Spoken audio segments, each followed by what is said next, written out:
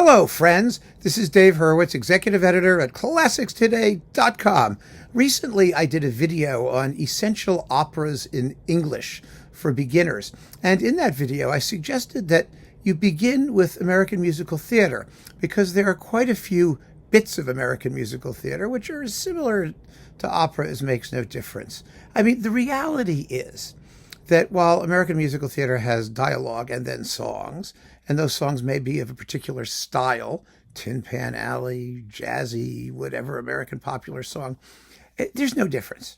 Musically, there is no difference at all between American musical theater and opera. With dialogue, opera comique or Singspiel or whatever the German version is. And there are quite a few erstwhile musicals that really are operas. That is, they're sung virtually throughout, Porgy and Bess being one. Some of you mentioned them, Blitzstein's Regina, Street Scene by Kurt Weill. Some of Minotti's operas were given originally on Broadway, like, The Consul and The Medium. These were all billed as Broadway theater because, the word opera was toxic. They couldn't use it to describe any of these things. So they were musical theater shows or whatever they wanted to call them.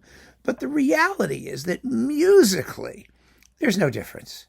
And people argue back and forth, especially aestheticians and critics of the various media, making completely artificial and worthless distinctions for the sake of preserving their particular niche, their little bit of the of knowledge about that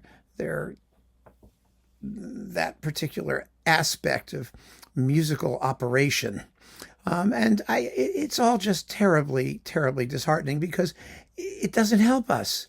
It doesn't help us to appreciate either opera or musical theater, and it does not help us to enjoy the richness of staged music drama, however it's done, whether it has some dialogue or not some dialogue, or the songs are in this style or that style. It just doesn't make any difference because what matters is the music. Always what matters is the music.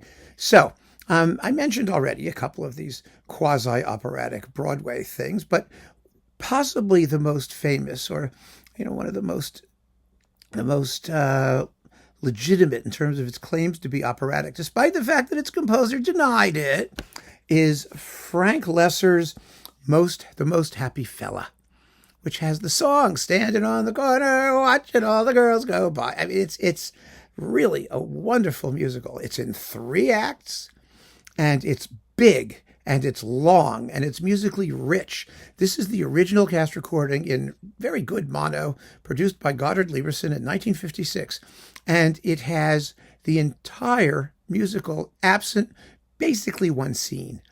And you can get the entire thing with everything, including stuff that was dropped and other things, on J Records, the entire whole shebangy, if you're interested in the extended extra deluxe version. But this is what was premiered on Broadway. And the cast is really fabulous. Robert Weed is the baritone soloist, who was a singer at the Met.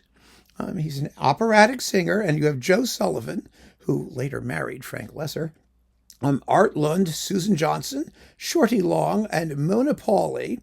The orchestra is conducted by Joseph Anthony, and the whole sucker is 2 hours and 15 minutes long. And you've got a little overture, but a big prelude act, too, over 4 minutes of continuous music. You've got dances. You've got really an extraordinary piece. The story takes place in Napa Valley, California, and San Francisco, and it involves a waitress who is entranced when a customer leaves her a note saying that he wants her and, sends her gifts and things, and they correspond back and forth. And, she doesn't know who it was, actually, originally. And she decides she wants to meet the guy, but he's older and paunchy, and he's really worried that she's not going to like him because of the difference in age. And so he has his hunky farmhand, Joe, take a photo, and he sends Joe's photo And then he gets really worried because she's going to show. I mean, they propose marriage, all this stuff's happening. They're getting ready to have a marriage, and she's going to show up, and he's really worried that she's going to see that he's really sort of old and not too attractive. And he drives up in his car, and he wrecks the car. His truck, actually, I think it is. And the truck gets wrecked, and she sees him, and she takes pity on him, and she decides to marry him anyway. And they don't really know each other at all. And then they realize that they really are kind of in love with each other. But then she realizes she's pregnant by Joe, and he gets very upset. And ultimately, it all gets sorted out in the end. And he winds up being the most happy fella. It's actually a good story. It is a totally operatic story, as you can tell from what I've just described, a comic opera story. You've got the mistaken identities, and you've got, there's a secondary couple, a comic couple, the soubrette couple, if you want to call them that. They're there as well, Cleo and her boyfriend, and, who doesn't stand up to anybody, but finally does in the end. And it's really if you just called it a comic opera, nobody would question you. The plot isn't any more absurd than in any other comic opera. The songs are fabulous. The music is just sensitive and emotional and humane and full of warmth. And this original cast recording is magnificent. Or you can get the other one in better sound with a little bit more music on Jay. But, it just goes to show. And here is the point. Loesser called this a musical with just a lot of music. And that's what it is. Isn't that what an opera is, though? To try and make these distinctions is just so not where it's at. And it just prevents us from exploring the richness of the repertoire on both sides of the aisle.